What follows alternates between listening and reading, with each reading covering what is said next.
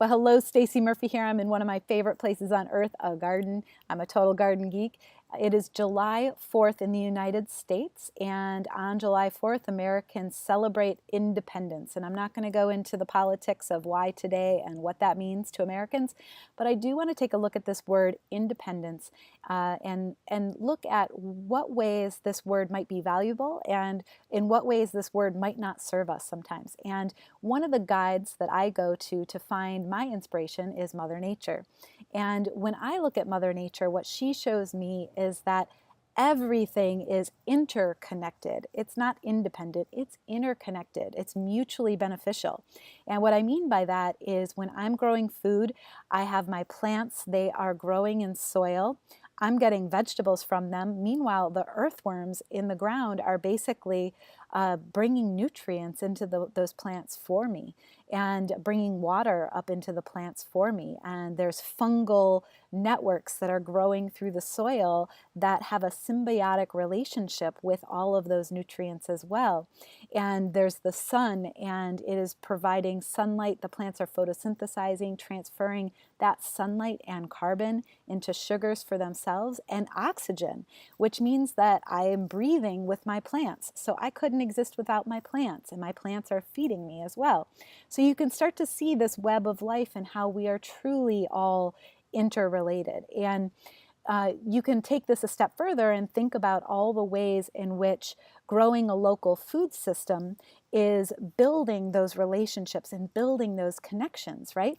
So let's say you're a backyard gardener and you have a sunny space. You could be growing lots of vegetables to share with your neighbors. And let's say your neighbor has a really shady lawn and they can be growing a lot of mushrooms that could be shared with you. And so this is the way in which we start to build connectivity. And so this word independence may not serve us in this realm when we're, it's not like we're going to try to create a life and say, I can take care of everything I need. Mother Nature says, no, you can't. The food that's on your plate, look at how many people have touched that food before it got to you, and how many creatures, how many fungal relationships, and how many insect relationships before that came to your plate. So this idea of independence may not be so useful in that context.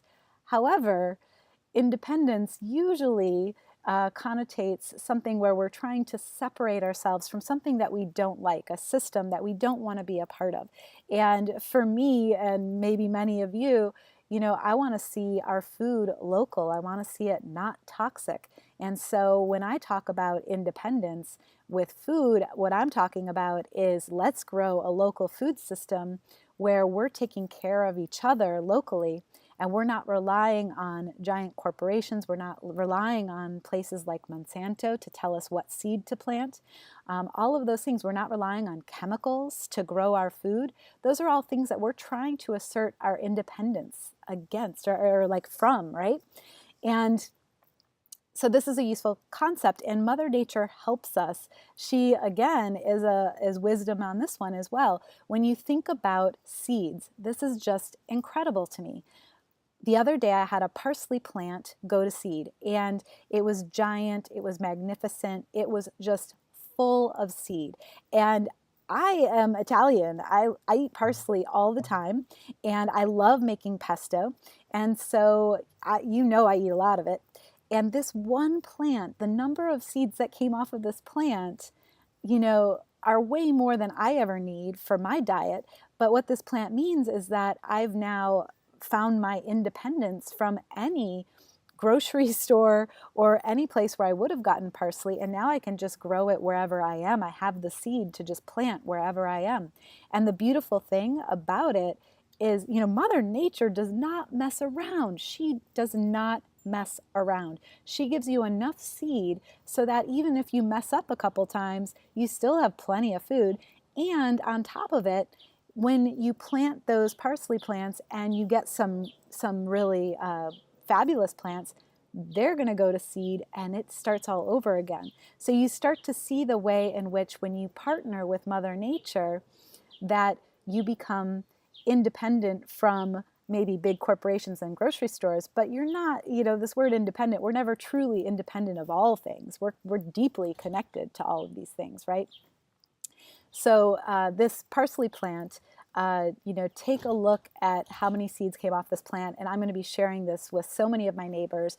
This is not just enough parsley for me. This is enough parsley probably for my entire community.